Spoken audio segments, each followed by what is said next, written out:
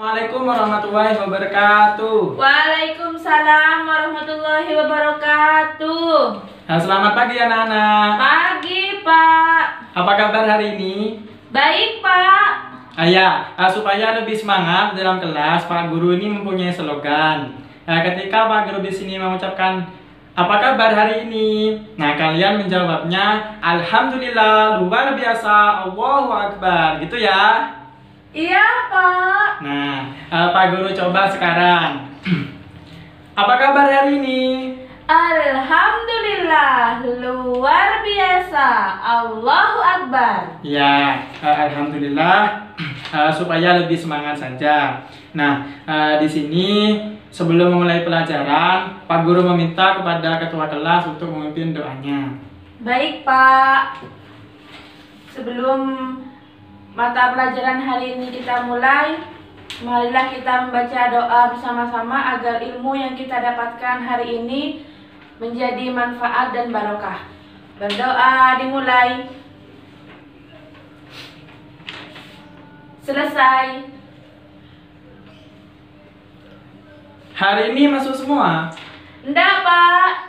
Siapa yang tidak masuk? Ulil, Pak. Ya, biar enak, Pak Guru absen saja ya, satu persatu. Alif. Hadir, Pak. Putri. Hadir, Pak. Oh, bagus nih. Ilmi. Hadir, Pak. Ulil. Enggak masuk, Pak. Ini kenapa kau tidak masuk? Enggak tahu, Pak. Oh ya, nanti suruh hubungi Pak Guru ya. Ya, Pak. Sofi. Hadir, Pak. Ya, alhamdulillah pada pagi hari ini hanya satu orang yang tidak masuk kelas. Minggu kemarin kita mempelajari apa ya? Ada yang masih ingat? Sistem pernafasan, Pak. Ya, sistem pernapasan. Di situ banyak organ yang terdapat di dalamnya. Ada yang bisa menyebutkan satu? Saya, Pak. Saya. Oh ya, Sofi. Baik, coba disebutkan. Hidung, Pak. Hidung. Semuanya. Hidung. Ada trakea, bronkus, bronkiolus, paru-paru, alveolus, faring, laring.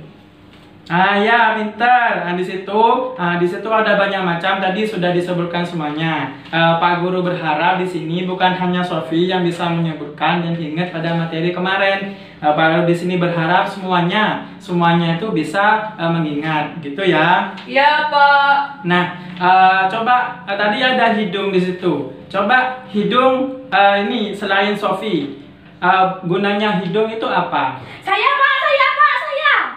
Ya, Ilmi. Untuk bernafas, Pak. Oke, di situ ya hidung di sini karena hidung di sini mempunyai peran penting pada pernapasan. Hal yang sangat yang wajib kita jaga di sini adalah hidung karena hidung di sini mempunyai peran penting dalam sistem pernapasan. Nah, hidung di sini bergunanya untuk bernafas, ya bernafas. Nah, untuk mata pelajaran pada pagi hari ini kita lanjut kepada subbab berikutnya, yaitu tentang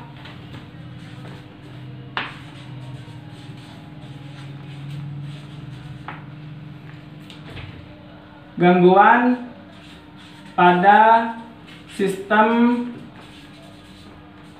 pernapasan dan cara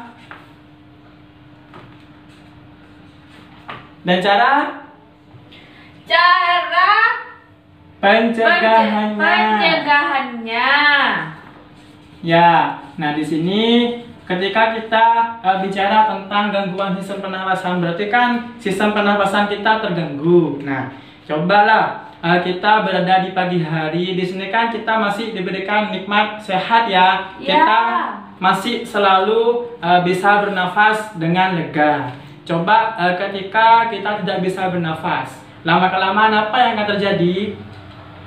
Meninggal, Pak. Nah, iya.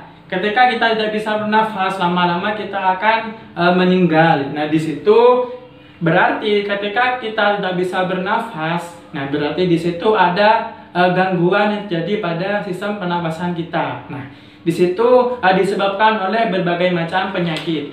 Nah, contohnya di sini Pak Guru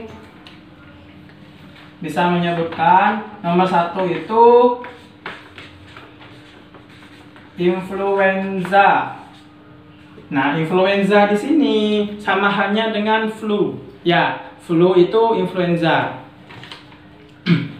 Influenza di sini disebabkan oleh penyakit virus. Influenza virus. Influenza virus. Nah, influenza ini biasanya itu orang yang terkena influenza itu biasanya demam. Nah, demamnya itu tinggi, bisa mencapai lebih dari 39 derajat. Nah, bayangkan 39 derajat itu seperti apa? Panas kan? Panas, Pak. Nah, iya. Nah, di situ biasanya orang yang menderita influenza itu biasanya panasnya itu sangat panas dan juga bersin-bersin begitu. Itu tentang penyakit influenza. Nah, caranya ya kita harus kita harus menghindari yang namanya influenza virus agar tidak terkena influenza.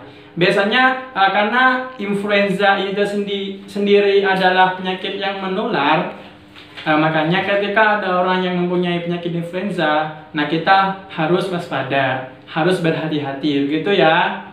Ya, Pak. Nah, di sini tadi disebabkan oleh virus. Virusnya namanya virus influenza. Nah, yang kedua di sini adalah, tahu yang kedua apa? Tuberkulus. Kalau di desa itu biasanya disebut TBC. Tuberkulus ya, atau TBC. Nah, TBC, nah kalau kalian tidak ngerti tuberkulus, nah itu biasanya orang desa menyebut TBC. Nah, itu sama saja. Ya, sama dengan influenza, sama hal dengan yang tadi. Ini juga tuberkulus atau TBC ini juga disebabkan oleh virus. Namanya adalah Mycobacterium. Nah, virusnya itu Mycobacterium tuberculus. Tuh, Mycobacterium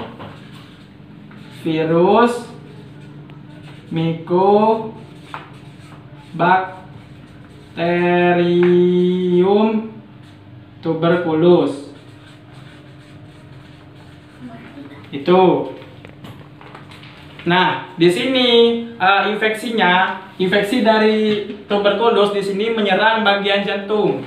TBC itu menyerang bagian paru-paru, bukan jantung ya. Maaf, itu menyerang bagian paru-paru. Orang yang terkena penyakit TBC ini biasanya itu ditandai dengan mudah lelah. Biasanya tidak beraktivitas apa-apa, itu sudah lelah. Nah, itu. Nah, bisa juga berat badannya turun. Nah, jadi ketika kita biasanya hari ini itu berat badannya 50 kilo seumpama. Nah, terus besoknya itu turunnya ke 20 kilo. Nah, itu bisa dikatakan orang tersebut mempunyai penyakit tuberkulus karena memang disitulah tanda-tandanya.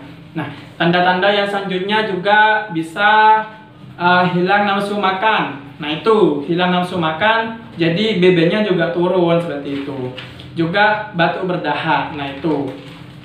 Jadi di sini ada dua. Nah, dan yang ketiga itu ada asma. Ada asma. Nah, asma ini beda. Asma ini bukan diperoleh dari virus, diperoleh dari serangan virus, tapi asma di sini diperoleh dari faktor lingkungan. Faktor lingkungan seperti apa, Pak? Ada yang bisa menjawab? Faktor lingkungan seperti apa? Rokok, Pak. Nah, iya. Di situ ya, faktor lingkungan ini ketika masuk ke dalam badan itu akan memicu alergi. Itu tumpul suatu zat yang akan memicu alergi kepada badan tersendiri. Contohnya itu yang disebutkan tadi oleh Putri, itu rokok. Disebabkan oleh rokok. Bukan cuma ini lagi, apa lagi? Debu. Intinya udara yang kotor itu ya.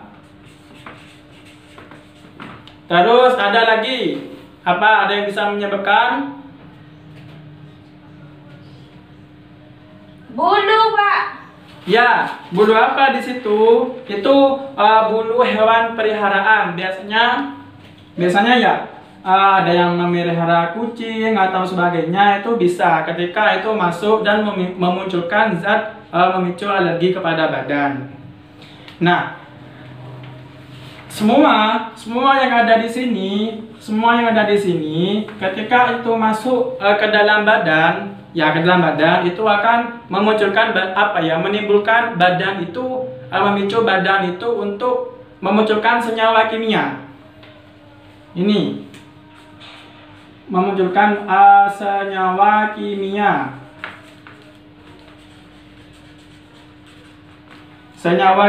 Nah, senyawa kimia tersebut hitamin. Namanya itu hitamin. Salah satunya senyawa kimia itu namanya hitamin. Nah, hitamin inilah yang menyebabkan menyempitnya saluran pernapasan. Nah, di sini akan tadi hitamin. Ini menyebabkan sempitnya saluran pernapasan. Jadi yang menyebabkan asma di sini adalah timbulnya zat kimia ini yang bernama hitamin. Nah, hitamin ini yang menyebabkan menyempitnya saluran pernapasan. Nah, ketika saluran pernapasan sudah sempit, itu artinya kita ada gangguan untuk menghirup udara seperti itu. Jadi lama-kelamaan ketika asma ini tidak terkendali, maka akan meninggal seperti itu. Terus sampai di sini ada yang tanyakan? Tidak ada, Pak. Ya, alhamdulillah kalau tidak ada. Kalau sudah paham semua ya, Pak Guru lanjut di sini. Yang keempat ada kanker paru-paru. Nah, kanker paru-paru di sini kayaknya itu penyakit yang menakutkan seperti itu ya. Iya, Pak, bisa bikin mati. Nah, iya. Kanker paru-paru di sini biasanya kalau kanker itu dimanapun, walaupun itu bukan kanker paru-paru, itu disebabkan oleh tumbuhnya sel atau tumbuhnya daging itu. Nah, karena di sini kanker paru-paru, berarti tumbuhnya sel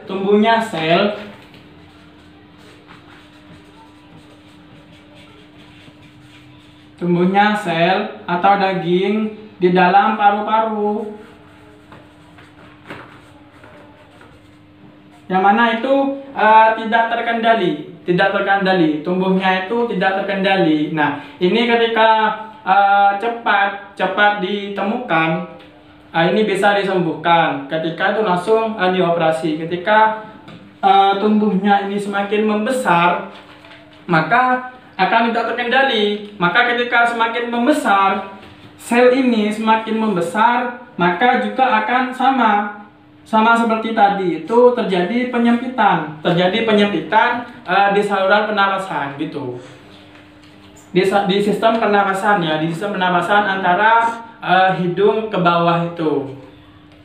Nah, biasanya kanker paru-paru di sini, gejala orang yang menderita kanker paru-paru di sini adalah batuk itu ya, gejalanya di situ batuk. Tapi batuknya di sini disertai oleh darah. Batuknya itu berdarah kalau paru-paru. Juga nafasnya pendek. Jadi kayak yang begitu ya, mengangsur gitu. Jadinya kalau sudah lari-lari kecil itu sudah ngangsur gitu ya. Itu nafas pendek. Nah, ada lagi yang ketiga itu berat badan menurun, juga sakit di bagian dada. Itu tanda-tandanya ketika kita menderita penyakit paru-paru. Nah, biasanya penyakit paru-paru di sini awalnya itu ada penyakit di sini karena tumbuhnya sel di sini itu ya disebabkan oleh perokok. Ketika dia itu merokok, karena survei membuktikan di berbagai jurnal atau buku 85% orang yang menderita kanker paru-paru ya itu disebabkan oleh Rokok. bukan disebabkan oleh rokok ya. Intinya itu adalah orang yang perokok. Ketika itu dijumlah 85% dari orang yang menderita kanker paru-paru itu adalah orang yang merokok. Nah, yang 15%-nya itu adalah orang yang tidak merokok. Kenapa Pak yang tidak merokok bisa kena paru-paru, Pak? Nah ya, ini ada pertanyaan dari temannya. Kenapa kalau yang tidak merokok di sini kok bisa kena paru-paru, Pak? Apa ada yang bisa menjawab? Tidak tahu, Pak. Nah ya, kalau udah tahu, Pak Guru kasih tahu ya. Nah, 15% di sini yang tidak merokok, kenapa bisa mempunyai penyakit kanker paru-paru? Ini disebabkan biasanya karena dia mempunyai faktor keturunan. Jadi ketika bapaknya mungkin di rumah bapaknya atau mbahnya itu pernah merokok itu ya. Nah, dia adalah keturunannya, jadi dia itu bisa mewarisi penyakit yang dari bapaknya seperti itu, dari mbahnya. Jadi faktor keturunan itu masuk ke dalam di sini. Tidak merokok bukan berarti tidak merokok itu tidak mempunyai kanker paru-paru ya. Kalau bapak kita atau mbah kita itu juga merokok seperti itu. Nah, ada lagi karena memang polusi udara, debu tadi itu bisa menyebabkan kanker paru-paru di sini. Ya, dari keempat ini adalah bagian dari gangguan pada sistem pernapasan. Nah, Pak Guru di sini agar empat ini tidak terjadi kepada kalian, tetap menjalankan pola hidup bersih, itu ya pola hidup bersih dan juga nyaman seperti itu. Nah, dari empat gangguan ini ada yang ditanyakan? Tidak ada, Pak. Ya, saya kira sudah jelas semua. Pak Guru tadi menjelaskan dari awal penyakit influenza, terus TBC, asma, terus kanker paru-paru itu sudah jelas semuanya tentang apa yang membuat, apa yang penyebabnya atau gejala-gejala yang ada pada tubuh manusia. Nah, karena sudah jelas di sini, mungkin pertemuan ini Pak Guru tutup. Semoga bermanfaat bagi kalian. Wassalamualaikum warahmatullahi wabarakatuh. Waalaikumsalam warahmatullahi wabarakatuh.